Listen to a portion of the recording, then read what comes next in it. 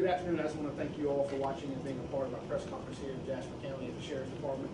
We just have just a few things we want to cover for our citizens, just to make it aware for everybody so they know what's going on with the update of the storm, and with some procedural process and things that we would like for you to just take note of. As of 2 p.m. update, the storm is now a Category 2 at 110 mile-an-hour winds with millibars of 959. It is now moving northwest at 5 miles an hour. I know you guys are glued to your televisions, you're glued to the radio stations listening to us. We ask you to just keep a close eye. But there are a few things that we want to talk to you about that is vitally important for the citizens of Jasper County. First of all, one thing that I want you to be aware of is the storm surge. Right now, they're not predicting us to get a direct hit. However, that is possible. The storm could waver one way or the other, and it could go offshore more like we've seen in the past several updates, and it lightened for us, or it could, so to speak, wobble our way and make it really bad. So we want you to pay close attention. We want you to heed to the governor's advice to evacuate if you can. But just to be aware, just the flooding is going to be a massive area. Jasper County, we're in the low country. There's a lot of low-lying areas. If you're in a low-lying area, Zone A, we want you to heed the advice and leave as soon as possible. They're talking 4 to 6 foot of inundation storm surge, and that puts everything on that zone underwater most likely. Rainfall, we're looking at least 4 to 6 inches. And accumulation with that, with the storm surge, you're talking about a massive amount of water. And then of course winds. We're talking right now 60+ mile-an-hour winds, wind gusts, and it's just not a good idea for anybody to stay. I get calls all the time, Sheriff, do we need to stay or do we need to go? Listen, I understand that you don't want to leave your home, you don't leave your property, you don't leave your belongings. But let me explain something to you. This is very serious. And we encourage you, just like the governor, to leave. If you can get away, get away. And stay gone until we tell you it's okay to come back. Do not put yourself in harm's way. And I realize that maybe you can afford to leave. Maybe it's a situation where you have to stay. Get yourself to the local shelter.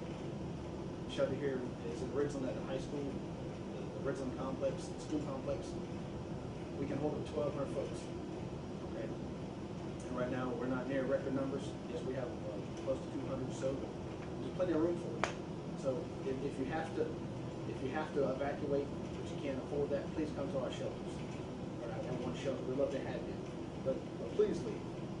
The shelters that we have, the shelter we have is pet friendly. So if you have to bring your pet, your dog or your cat, make sure you have a crate for it and you have a leash for it, and obviously food and water to take care of it during this crisis. And I just want to talk about again the low-lying areas. If you're living in a mobile home in a low-lying area or a camper or something like that, please. These mobile homes are very light, the campers are very light, the wind can easily blow them over, and of course you get the storm surge and the rain. You just got to get a recipe for disaster. So I'm encouraging you, as you share, we have a lot of support up here, county leaders, that's going to tell you the same thing. Please leave. Please leave. Like I said, campers and mobile homes, please evacuate those and get to higher ground and leave if possible, or go to the shelter. Remember this, if you choose to stay and the wind gets to 39 miles an hour or better sustaining winds, the emergency personnel people will not come to you. We don't want to put our lives at risk. We're going to get a lot of folks to help, a lot of ground to cover when the storm passes on, and we try to stay safe ourselves and hunker down at that point. The time that wind breaks back down below it, we can get out in the streets and the communities and start assisting folks and helping get back home and assessing the damage for recovery. So there again, remember, if you choose to stay, and we encourage you to leave, but if you choose to stay, please remember that 39 miles an hour, we're not going to respond anymore.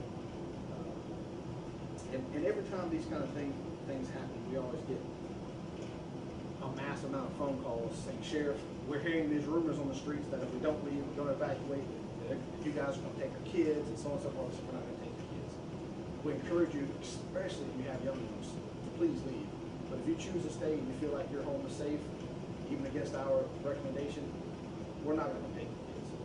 Okay, so that's just one of those things that we get all the time. We get 100 phone calls constantly every day, Sheriff. Tell me about this. We're not going to take your kids.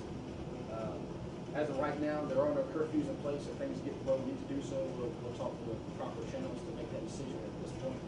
As far as we can see, there will be no curfews.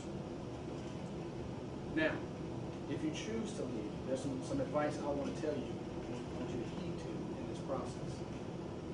Get your affairs in order. Make sure your animals and things at your home are taken care of outside of your dogs and cats, excuse me.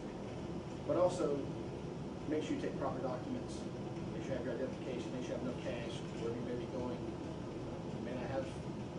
They might have you affected by the storm also. Or may not have power. Those kind of things. Just be cognitive.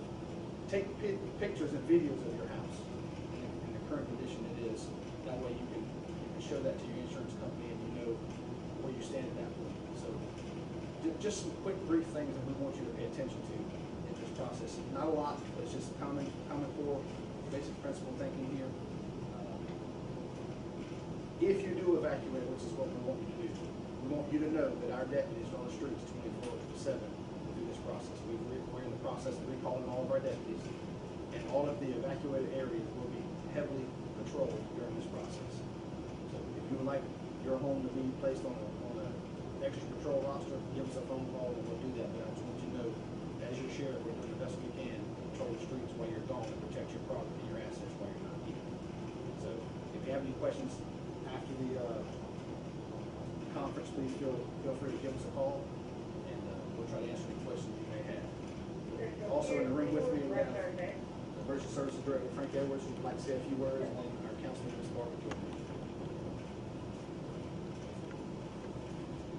I don't have very much to say. I just want to say, listen to our officials. They know what they're doing, so please listen.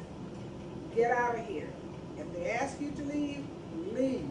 Don't put yourself in harm's way, because these are the people who are trained and they're getting their orders and report from the governor, the state emergency service, and right on down, and they have been doing a fantastic job. Thank you. Good afternoon. I'd just like to say a couple of things relative to the evacuations. Make sure, again, when you do evacuate, when you go to the shelter or you go somewhere else inland, make sure you take your important documents with you. Make sure you have enough medications with you if you're on medications, and certainly some small food and water, so if you run into a bunch of traffic, you've got some supplies with you. We are still doing the bus routes from all of the county fire stations as well as Hardyville Police Department to the shelter in Ridgeland. Those bus routes will be running until 8 p.m. tonight. We will resume those bus routes tomorrow morning at 8 a.m. until 2 p.m. in the afternoon. At 2 p.m. tomorrow, we will stop running those buses to the shelter because of the increase in the wind. So again, if you need transportation to the shelter, make sure you're at one of the stations for the bus to pick you up. Right now, again, as the sheriff indicated, we have plenty of capacity at the shelter. We only have about 163 people there right now. So again, we do have capacity. If you do not know whether you're in an evacuation zone or not, you can go to the South Carolina Emergency Management Division's website, to the Know Your Zone area. You can type in your specific address and it will tell you whether you're in the evacuation zone or not. Also online, you can look at the South Carolina Emergency Management Hurricane Preparedness Guide. It gives you preparedness tips, what you need to do to be ready. And it also has the evacuation zones in it as well, so that you know where you're located if you're in an evacuation zone or not. So again, now is the time. Tomorrow afternoon at this time is not the right time to be getting ready to make your decisions. You should be making your decisions now. Thank you. And just in closing, I just want to reiterate what's been said here today. Please, please, please, please leave. And if you cannot leave for whatever reason, whether it be financial or any other reason, please get to our shelter. You'll be well taken care of. We have 24-hour-day deputies there for security to make sure that you're safe while you stay during the process of this stuff. So if you have any questions, please feel free to reach out to my office along with, like I say, several different entities represented here today. Give us a call and answer your questions. And again, we encourage you to please just evacuate if possible. Thank you so much for your time.